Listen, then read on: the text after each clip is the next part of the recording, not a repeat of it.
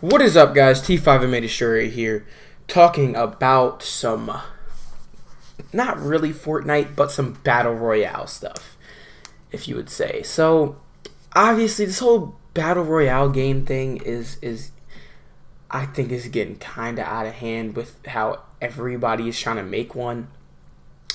But, you know, new games is fine. People really like the genre. I enjoy the genre. I like PUBG. I like H1Z1. I love Fortnite Battle Royale. I like H1Z1 is definitely like, I suck at that game. I want to be good at it because I like H1Z1 so much. PUBG, not really my cup of tea, but still a great game. And Fortnite also, I love the game. But everybody seems to be making a Battle Royale. You know, I played Paladin's Battle Royale, and I hated Paladin's Battle Royale. I don't think it should be a thing. Paladin's Battle Royale is horrible. And there's a bunch of other really stupid Battle Royale games that are out right now that just are not very good video games in general, you know. And you know, that's the problem with what I'm really going to start talking about here in a second. You know, that the Battle Royale genre is trying to push esports. Now, I'm just not sure about this. I feel like PUBG isn't optimized, or it hasn't taken out enough bugs for it to be an esport. And I honestly don't think that Battle Royale games, you know, should be an esport. But there are some exceptions, which I will get to in a second. But first, I'm just going to go over, you know, these games and why I feel like they just wouldn't be an esport.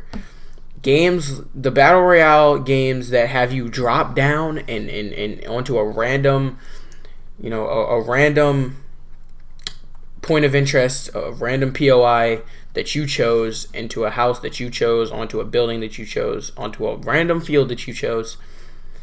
The problem with, you know, these types of Battle Royale games is that it's too much RNG in the beginning of the game. You know, think about it. If we're doing solos, okay, and you land on a house, there's no gun in your house. You find a shield potion, some bandages, and you don't find a gun, and you run outside at Pleasant Park and get shot by a guy with a green pump. Did the better player really win in that situation? No. They could have won. Maybe the guy with the pump would have won the fight, even if the other guy got a weapon.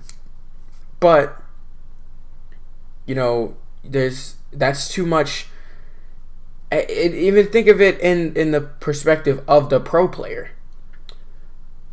You just lost one match out of this whole tournament because you landed at a house and the game didn't spawn a gun in that particular building, but the other guy got a gun out of his building, so he ended up, you know, getting farther than you. That's just horrible, because you see, this is H1Z1 has pretty much started this trend with the newest update and making it free to play. PUBG is trying to iron out the kinks in their game, and they're talking about doing a pro scene for it. But H1Z1 has already announced one.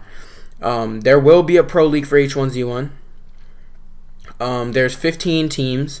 Alliance, Cloud9, Counterlogic Gaming, Echo Fox, Epsilon Esports, Gangstars, Impact Gaming, Luminosity Gaming, Noble, Obey, Rogue, Set to Destroy X, TSM obviously, Tempo Storm, and Team Vitality. So there's already a list of pro teams that will be playing H1Z1, and I just don't really know about this. You know, H1 definitely seems like the out of Fortnite, PUBG, and H1, it definitely seems like the most competitive. There's the AK, there's the AR, there's the shotgun, the Hellfire, and the M9. Those are the weapons that you can find on the ground. There's obviously the sniper rifle that you could find in the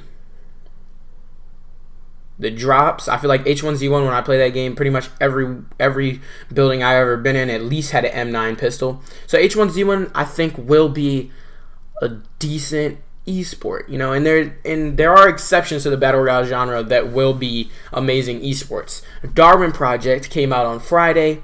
Absolutely love that game. I've been waiting for it for a while, and that game will make a very, very good esport. You spawn in.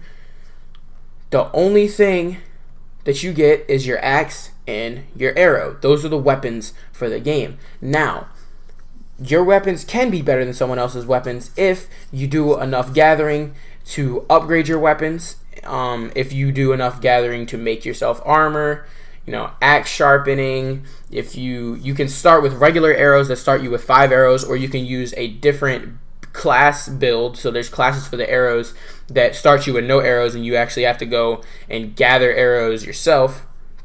But a lot of these you know, subclasses for the arrows are a lot better than the regular one. There's the Berserker, where you get a hit, you can run faster. There's fire arrows. There's just a lot of variety, and a lot of people thought that Darwin Project would lack variety in the gameplay, but there is a lot of variety in the gameplay, and I'm very impressed with the developers of Darwin Project for doing that. So that games like that will make a very good esport. But PUBG and Fortnite are pretty much the ones we have to talk about now. Now, Fortnite, I can't tell you how many times I've landed in a building and not been able to find a gun, and I've died because of it. Okay, so I don't really feel like Fortnite is gonna be that, you know, fair of an esport. I mean, just Fortnite has some of the most punishing weapon spawns. You know, like the spawns are not. If you go to Pleasant Park, it's very easy to go in a house where there's no gun and then walk out and get shot by a pump. Like it's very easy to do that. Not as easy on PUBG, but Fortnite is pretty much the game that it's easiest for you to die pretty unfairly. But that's kind of what I'm saying with this. It's kind of hard with all the random number generators to really make a fair esports experience. You know, it's kind of difficult. So I'm not really sure, like me saying that, I'm not really sure how esports and battle royale will work that well. I just don't think it should like be a thing, really. Honestly, I feel like battle royale should stay, you know, a very popular stream topic, and something really fun to watch and to play. You know, obviously that's kind of the draw-in to the people, you know, trying to get these esports up. People love watching these battle royale games. Some of the biggest streamers on the Twitch platform have gotten pretty much all of their fame off of battle royale. Especially Ninja playing H1Z1 and Summit. Summit got super popular. You know, Summit was already popular off of Counter-Strike, but dudes like Ninja and Dr. Disrespect got a lot of their popularity off of the OG H1Z1 and playing battle royale on there. And then they switched over to PUBG when PUBG exploded in the gaming world, and that just furthered their popularity. And now that Fortnite has surpassed PUBG, Ninja is probably the biggest Fortnite streamer, one of the biggest Fortnite streamers out there right now, and he's very popular. So, you know, just think about it. I just don't feel like the battle royale genre warrants, you know, pro play very well. But it's really all in your opinion. It will be fun to watch. I'm not saying that nobody would watch it, because I'm definitely gonna watch it. But that's pretty much all for today, guys, and peace out. He should try enjoying life rather than spending his time trying to outsmart me. While he's alive, that is.